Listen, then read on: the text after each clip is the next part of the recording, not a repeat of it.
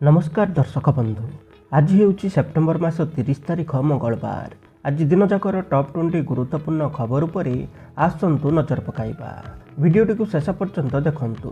मात्र किछि समय मध्यरे जानि पारिबे आज दिनर संपूर्ण खबर। ता पूर्वरु चैनल ले नुआ थिले चैनल को सब्सक्राइब करी पाखरे थिबा बेल आइकन को ऑन करी रखंतु।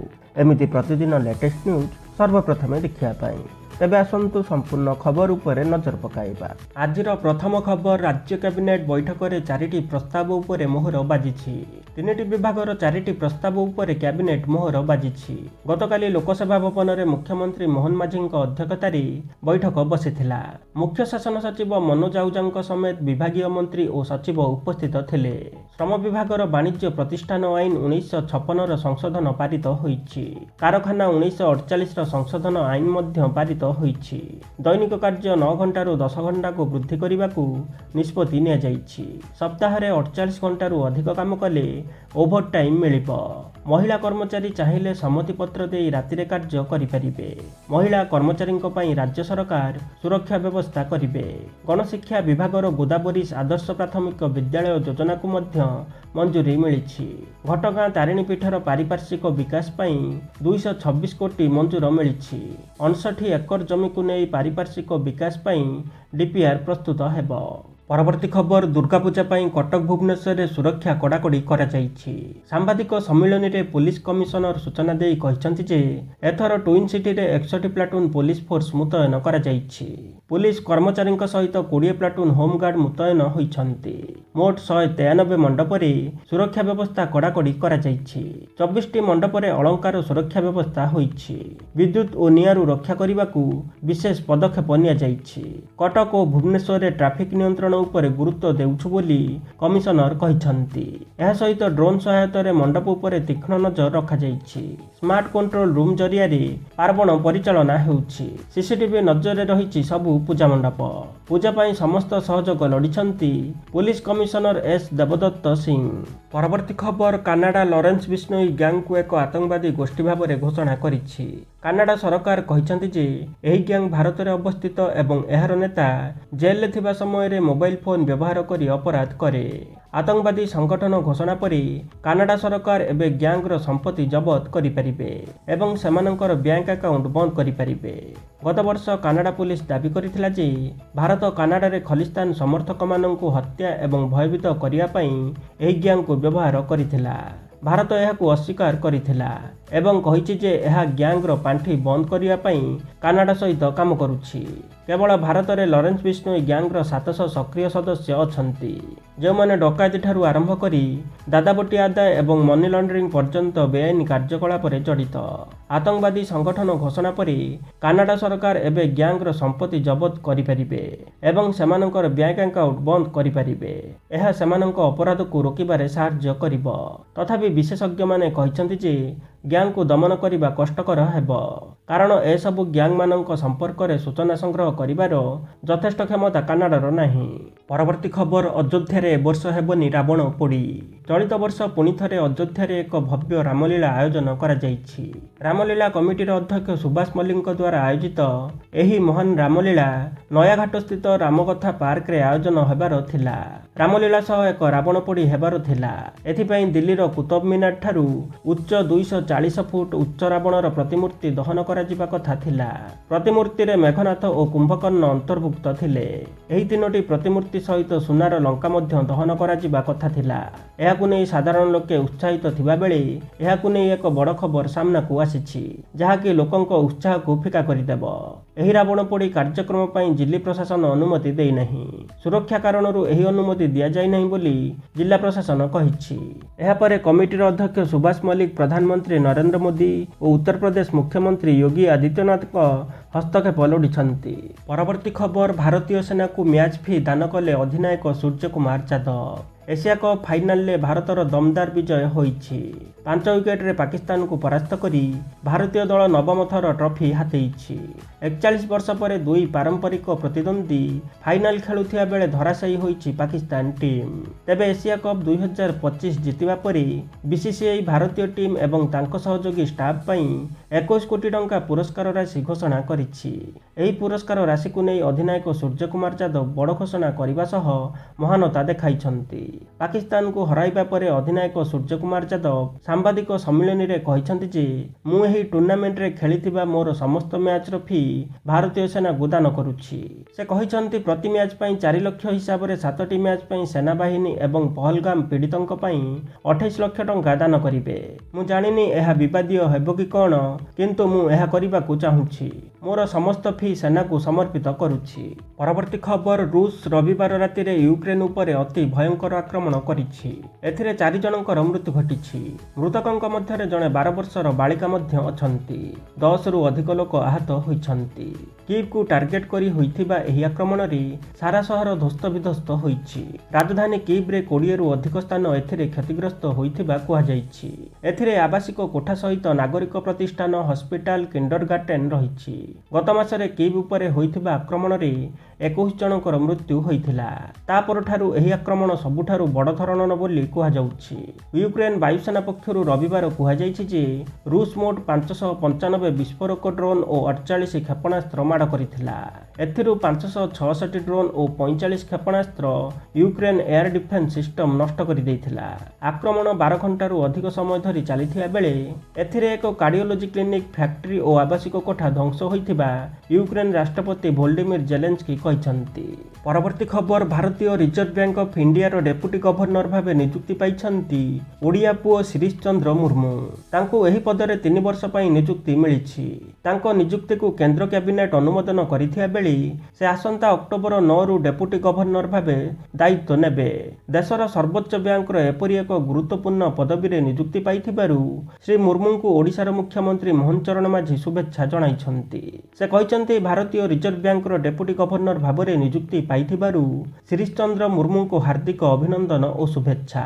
ଜଣେ ସୁଯୋଗ୍ୟ ଓଡ଼ିଆ ଦେଶର ସର୍ବୋଚ୍ଚ ବ୍ୟାଙ୍କରେ ଏପରି ଏକ ଗୁରୁତ୍ୱପୂର୍ଣ୍ଣ ପଦବୀରେ ଅବସ୍ଥାପିତ ହେବା ଆମ ସମସ୍ତଙ୍କ ପାଇଁ ଗର୍ବ ଓ ଗୌରବର ବିଷୟ।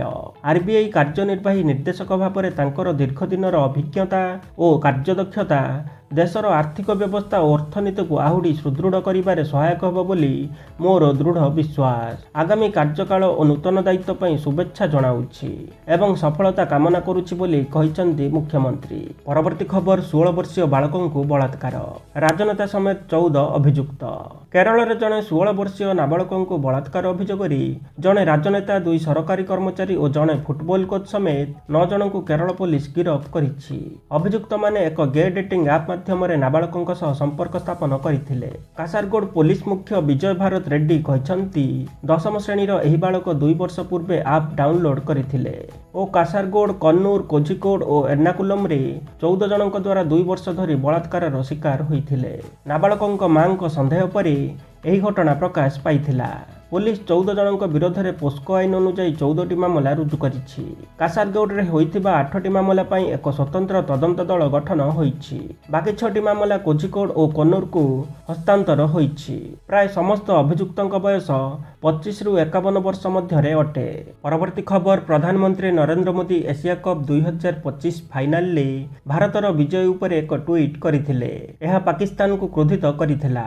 ପ୍ରଧାନମନ୍ତ୍ରୀ ମୋଦି ଭାରତୀୟ ଦଳକୁ ଅଭିନନ୍ଦନ ଜଣାଇ ଭାରତର ବିଜୟକୁ ଅପରେସନ ସିନ୍ଦୁର ସହିତ ଯୋଡ଼ିଥିଲେ। ଟିମ୍ ଇଣ୍ଡିଆର ଅଧିନାୟକ ସୂର୍ଯ୍ୟକୁମାର ଯାଦବ ଏହାକୁ ନେଇ ନିଜ ମନ୍ତବ୍ୟ ଦେଇଛନ୍ତି।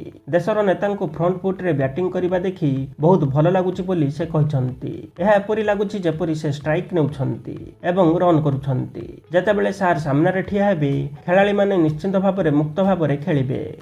ଭାରତୀୟ ଦଳ ଏସିସି ଅଧ୍ୟକ୍ଷ ମୋହସିନ ନକଭିଙ୍କ ଠାରୁ ଏସିଆ କପ୍ 2025 ଟ୍ରଫି ଗ୍ରହଣ କରିବାକୁ ମନା କରିଦେଇଥିଲା।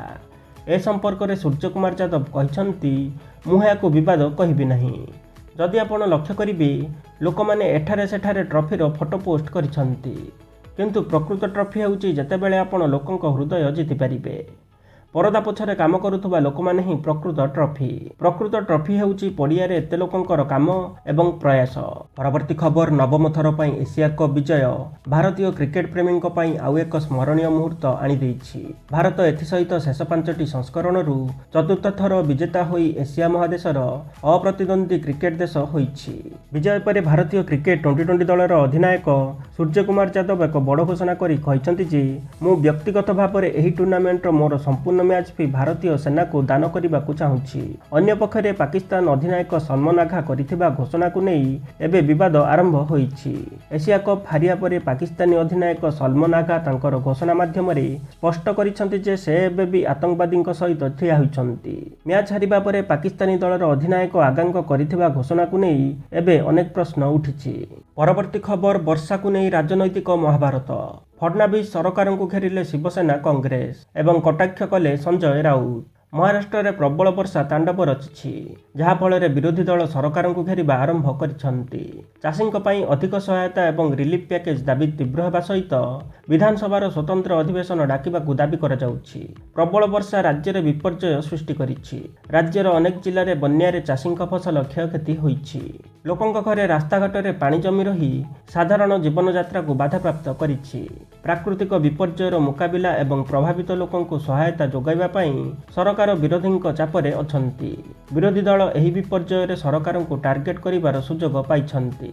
ବିରୋଧୀ ନେତାମାନେ ବର୍ଷା ଦ୍ୱାରା ପ୍ରଭାବିତ ଚାଷୀ ଏବଂ ଗ୍ରାମବାସୀଙ୍କ ପାଇଁ ସର୍ବାଧିକ ସହାୟତା ଦାବି କରି ସରକାରଙ୍କୁ ଘେରିବାକୁ ଚେଷ୍ଟା କରୁଛନ୍ତି। ସଞ୍ଜୟ ରାଉତ ମହାୟୁତି ସରକାରଙ୍କ ଉପରେ କଟାକ୍ଷ କରି କହିଛନ୍ତି ଯେ ମରାଠାୱାଡ଼ାରେ ବନ୍ୟା ଯୋଗୁଁ ଗଣତନ୍ତ୍ର ଭାସି ଯାଇଛି।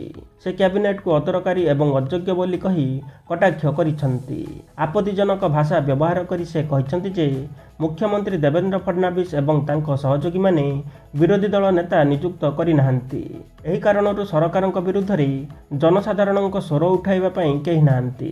ପରବର୍ତ୍ତୀ ଖବର, ଭାରତ ସହ ସମାଧାନର ଆଶା ଶେଷ। କ୍ରିକେଟ ବିଜୟକୁ ପ୍ରଧାନମନ୍ତ୍ରୀ ମୋଦି ଅପରେସନ ସିନ୍ଦୁର ସହ ଯୋଡ଼ିବାରୁ ରାଗିଗଲା ପାକିସ୍ତାନ। ଏସିଆ କପ୍ରେ ଭାରତର ବିଜୟ ପରେ ପ୍ରଧାନମନ୍ତ୍ରୀ ନରେନ୍ଦ୍ର ମୋଦିଙ୍କ ଟ୍ୱିଟ୍ ପାକିସ୍ତାନକୁ ଅପରେସନ ସିନ୍ଦୁର ରାତିର କଥା ମନେ ପକାଇ ଦେଇଛି, ଯେତେବେଳେ ଭାରତୀୟ ଲଢୁଆ ବିମାନ ପାକିସ୍ତାନ ଏବଂ ପିଓକେରେ ଥିବା ଆତଙ୍କବାଦୀ ଶିବିର ଉପରେ ବୋମା ପକାଇଥିଲା। ଏବେ ପ୍ରଧାନମନ୍ତ୍ରୀ ମୋଦିଙ୍କ ଏହି ଟ୍ୱିଟ୍ ପାକିସ୍ତାନର କଟାଘାରେ ଚୂନ ଲଗାଇଛି। ଆତଙ୍କବାଦ ସଂଗଠନ ବିରୁଦ୍ଧରେ କାର୍ଯ୍ୟାନୁଷ୍ଠାନ ନ ନେଇ ଭାରତ ସହିତ ଶାନ୍ତି ଏବଂ ବନ୍ଧୁତା ଆଶା କରିଥିବା ପାକିସ୍ତାନ ଏହି ଟ୍ୱିଟ୍ ପରେ ନିଜର ନିରାଶା ପ୍ରକାଶ କରି କହିଛି ଯେ ଭାରତ ସହ ସମାଧାନର ଆଶା ଶେଷ ହୋଇଛି।